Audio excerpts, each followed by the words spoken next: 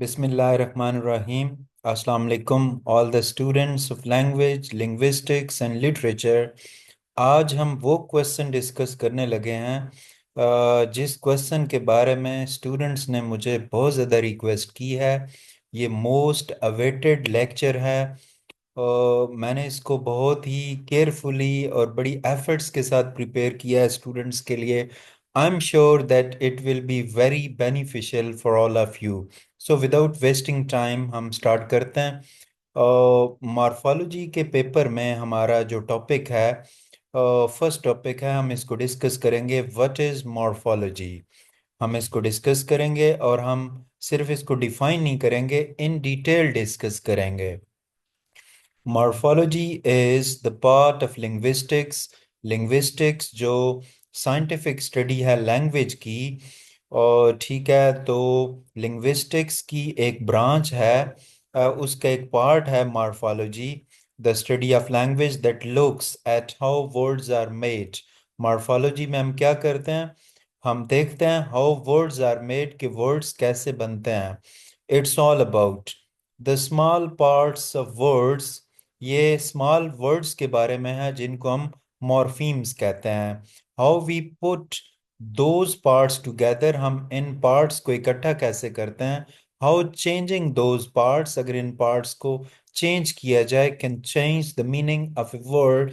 एक वर्ड के meaning change कैसे होते हैं। What is morpheme? That is very important definition. So you must you must have to learn that definition very carefully. A morpheme is the smallest unit of meaning. ये smallest unit of meaning है, meaning पे focus है in a language। किसी भी language में जो morpheme होता है वो smallest unit होता है of meaning. It's not always a full word, but it has a meaning. ये full word अक्सर नहीं होता, ज़रूरी नहीं है को, but उसके meaning होते हैं। Types of morphemes. मॉर्फीम्स की टाइप्स कितनी है, काइंड्स कितनी है?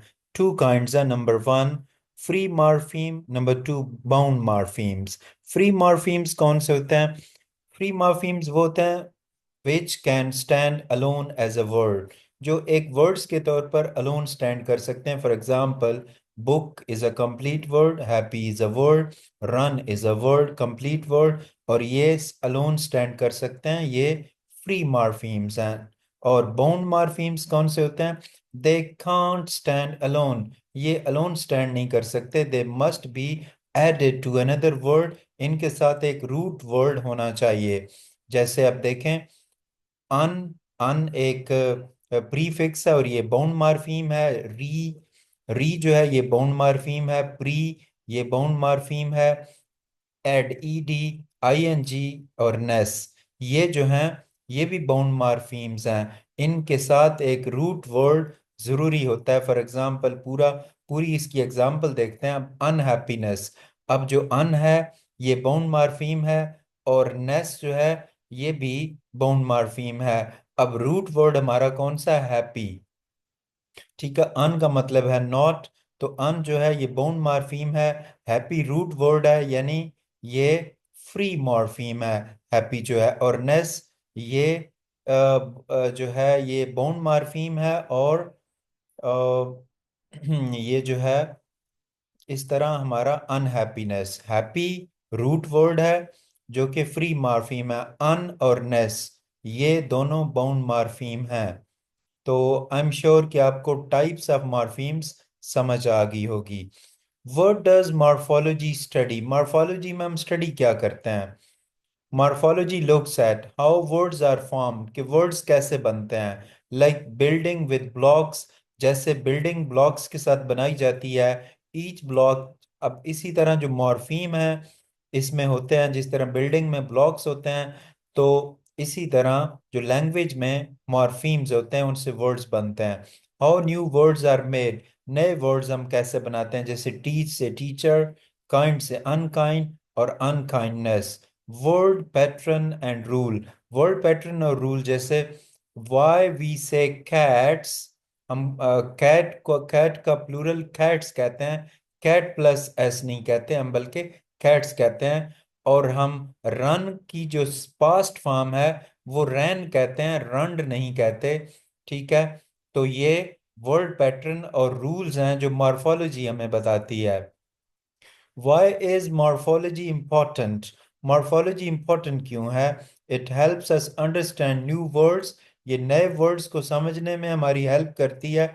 It helps with spelling, reading and grammar. इस हम spelling सीखते हैं, reading सीखते हैं और grammar. It explains why words change, कि word change कैसे होते हैं. Like when we talk about past, future or plural.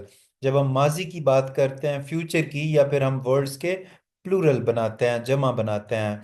It connects to other parts of language like meaning. ये क्या करती है? मॉर्फोलॉजी कनेक्ट करती है लैंग्वेज के दूसरे पार्ट्स के साथ, लाइक मीनिंग जैसे कि सिमेंटिक्स है, और एंड स्ट्रक्चर जैसे कि सिंटैक्स है। अब इसकी एग्जांपल इन रियल लाइफ में हम देखते हैं, जैसे रनिंग है, रन प्लस आईएनजी, तो एक्शन हैपनिंग नाउ, इस वक्त एक्शन हो रहा है, ये डेली लाइफ से, रियल लाइफ से एग्जांपल है। प्लेड है तो ये पास्ट फॉर्म है, तो पास्ट में एक्शन हुआ है।